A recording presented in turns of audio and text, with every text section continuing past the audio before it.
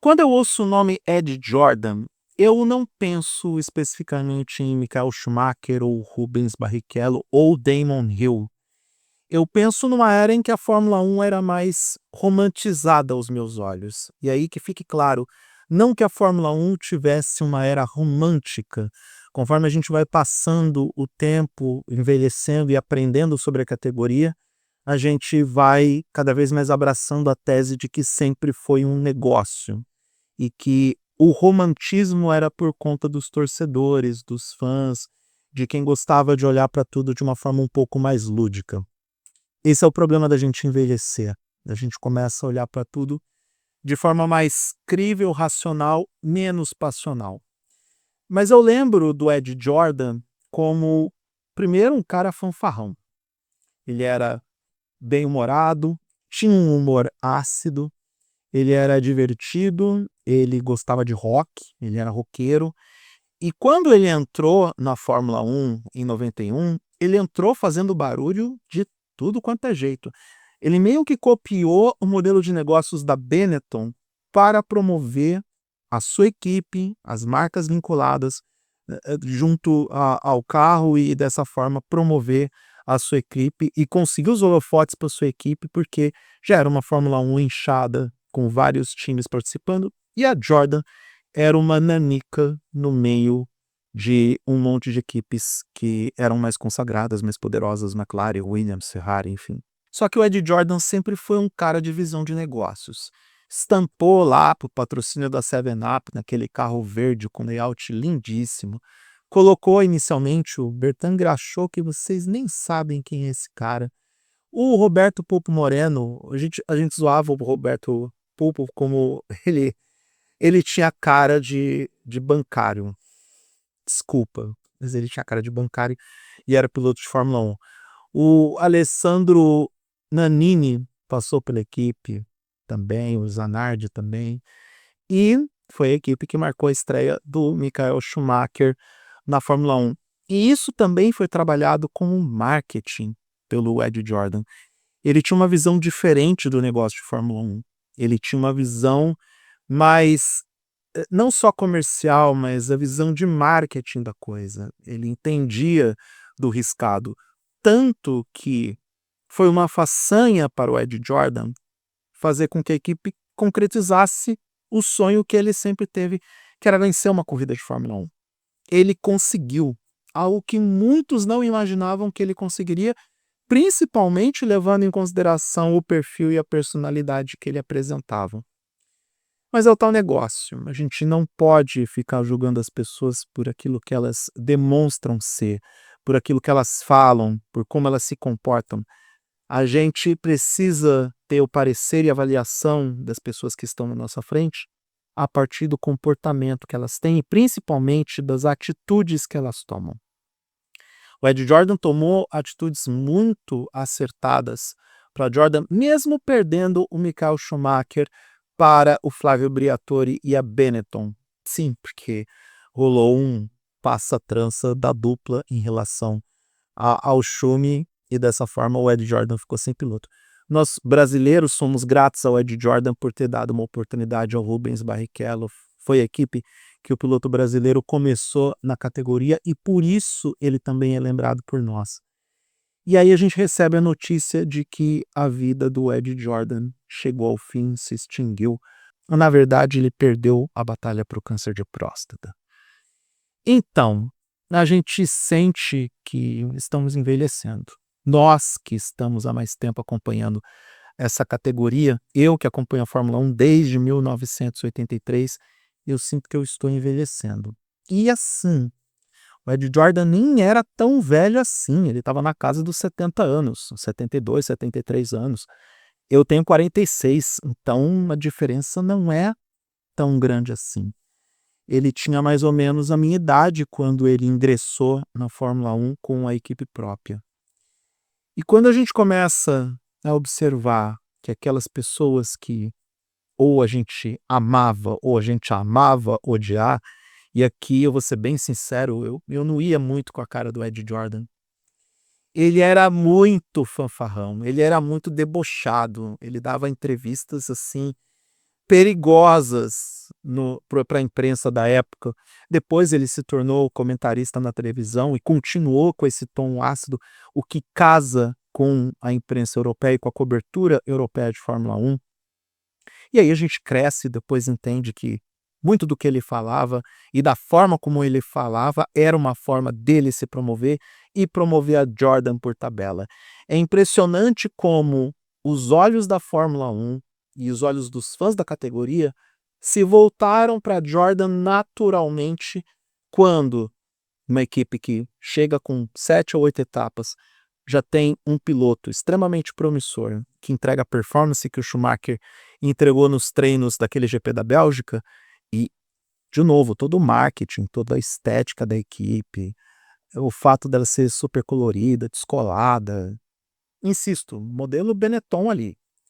Então, o Ed Jordan era um cara que entendia do negócio, ele sabia onde ele estava pisando, tanto que, dentre tantas equipes que passaram pela Fórmula 1, várias delas nunca viram um carro passar pela linha de chegada em primeiro recebendo a bandeirada, mas a Jordan conseguiu esse feito. E quando a gente vê que pessoas como Ed Jordan estão ficando cada vez mais raras na Fórmula 1 e a geração dele começa a desaparecer, não só a gente entende que envelheceu, como a gente entende que esses capítulos da era de ouro da Fórmula 1, da era mais clássica da categoria, eles estão não se encerrando, porque a gente já está numa nova fase. Passamos 3 fases depois da dita era de ouro, mas são capítulos que estão desaparecendo com o passar do tempo. Eu nunca compartilhei com vocês um vídeo, mas eu senti bastante a perda do Niki Lauda. Apesar de algumas pessoas terem algumas coisas contra a pessoa dele, porque ele era mais verborrágico, ele era mais incisivo, mas o Niki Lauda, quando ele se aposentou, ele era uma lenda viva do esporte. Por tudo que passou naquele horroroso GP da Alemanha de 76, pela batalha que ele teve com James Hunt, que se transformou num filme maravilhoso. Assista o filme, o Rush, o duelo entre Niki Lauda e James Hunt, que foi brilhantemente transportado para o cinema. Aquele campeonato de 84 decidido por meio ponto, o último ato de Niki Lauda foi simplesmente sensacional na Fórmula 1. Então, por tudo que o Lauda fez, eu senti a perda dele. Quando o Juan Manuel Fangio também partiu dessa para uma melhor, a gente sente uma parte da história da categoria desaparecendo. A gente não tem uma real dimensão de quem o Fangio foi, mas os números mostram isso, os feitos mostram isso. A forma em como ele conquistou seus títulos numa era onde a Fórmula 1 era um jogo de vida ou morte, era era um pacto que você fazia com o desconhecido, porque você sabia que largava, mas não sabia se ia cruzar a linha de chegada ou se ia terminar a corrida íntegro. Então, quando essas personalidades desaparecem da Fórmula 1, a gente sente que parte da nossa história também desaparece. Pode não parecer, mas o Ed Jordan é mais importante para a categoria do que a gente poderia dimensionar. Talvez, só talvez, a gente não desse tanta importância para chefe de equipe hoje, para as declarações de team principal e chefe de equipe, para a forma como hoje a gente enxerga o chefe de equipe, se a gente não desse atenção para Ed Jordan. É claro que na época a gente tinha pelo menos uma personalidade dominante dentro do meio, que era o Ron Dennis pela McLaren. Mas se você me perguntar se tem algum outro chefe de equipe que eu me lembro, até a chegada do Ed Jordan, e depois a gente começou a dar atenção para Flávio Briatore, para o Jean Todt, para todo mundo que tinha essa função de team principal, o primeiro nome que me vem à mente depois do Ron Dennis é o nome do Ed Jordan. E se a gente puxar nossa memória para antes da década de 80, 70, 60, a gente vai se lembrar muito mais do Colin Chapman do que de outras personalidades no comando das equipes. Então dá para dizer que o Ed Jordan, na sua maneira, nos ajudou a enxergar para o chefe de equipe, para o team principal, como uma pessoa diferenciada dentro da narrativa da Fórmula 1.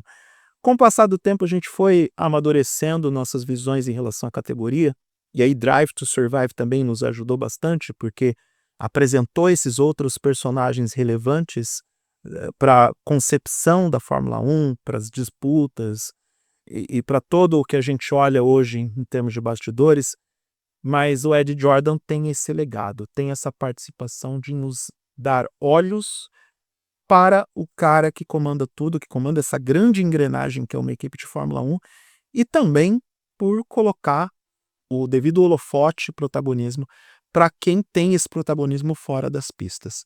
Não que o piloto seja uma peça descartável, como Enzo Ferrari acreditava durante muitos e muitos anos, quando trocava de piloto na Ferrari, como trocava de roupa todos os dias.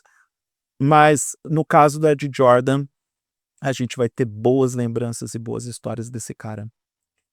É uma pena que sua existência tenha desaparecido, talvez de uma forma um tanto quanto dolorosa. Eu confesso que a gente não tinha mais muitas notícias dele desde que ele se afastou da televisão enquanto fazia as coberturas da Fórmula 1. Ele participava nos últimos anos de podcasts, escrevia para editorias europeias, ele ainda se mantinha ativo e próximo da categoria. Para quem não sabe, a Jordan hoje é a Aston Martin. As encarnações das equipes, e aí você tem que colocar Racing Point, Force India, todas as outras equipes que vieram antes, todas originárias da Jordan. E hoje a gente tem a Aston Martin do papai Stroll tentando ocupar um lugar ao sol na Fórmula 1 atual. Então esse legado do Ed Jordan, ele vai permanecer e prevalecer.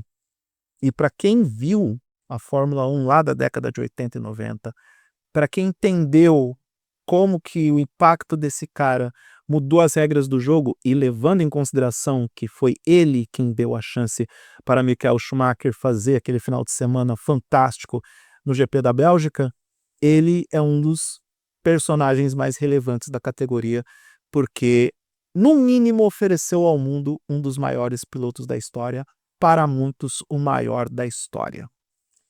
Então a perda de Ed Jordan é sentida, a perda de Ed Jordan deve ser lembrada não como o desaparecimento de alguém, mas sim da consolidação de um legado que a partir de agora será eterno.